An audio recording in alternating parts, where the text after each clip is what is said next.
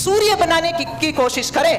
और वेदों में कहा है कि नारी का जो स्वरूप है, कि जो 12 बजे का सूर्य होता है इतना तेजस्वी होता है, इतना उसके अंदर तेज होता है कि 12 बजे के सूर्य जब निकलता है तो उसके सामने किसी की हिम्मत नहीं है कि जो आंख उठा करके उसको देख सके, क्योंकि उसकी आंखें चुंधिया जाती हैं। और उसके लिए क्या करना पड़ेगा? उसके लिए जो कन्या है उसकी शिक्षा, उसके संस्कार वहां से जो सिखाना पड़ेगा कि जब एक पत्नी गर्भवती होती है उससे पहले की जो तैयारियां होती हैं, और संस्कार विधि में सारी बातें लिखी, इसको यज्ञ कहा गया।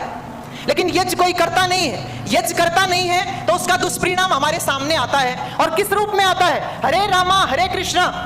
आपने एक मूवी देखी होगी और उसमें जीनत अमान एक हीरोइन है, एक्ट्रेस, और वो क्या कहती है? खूब नशे करती है, दुनिया भर के नशे करती है, नशे में झूमती है और एक ही बात कहती है कि मैं तो अपने माता पिता के मनोरंजन का परिणाम हूं। क्योंकि किसी भी बच्चे की नींव इस रूप में नहीं रखी जाती कि हाँ आज हमने ये यज्ञ किया है, उसके बाद हमारी संतान ऐसी बननी चाहिए। 7 साल तक जो है बच्चे का निर्माण किया जा सकता है। 7 साल के बाद जो है बहुत कम संस्कार होते हैं। समावर्तन संस्कार हो जाएगा, उसके बाद विवाह संस्कार होगा, वानप्रस्थ संस्कार, संन्यास संस्कार, उसके बाद जो है अंतिम संस्कार ही होता है। 7 साल तक बच्चे के संस्कार बनते हैं, उसके बाद तो केवल और केवल उसका दिमाग जो है वही विकसित होता है। इसके ऊपर काम करने की आवश्यकता है। और वेद के मंत्र इस नारी को यही कहते हैं, ए नारी तू जो है बहुत बड़ी न्यायाधीश बन सकती है, तू प्रधानमंत्री बन सकती है, तू राष्ट्रपति बन सकती है, सब कुछ कर सकती है। परंतु एक बात का ध्यान रखना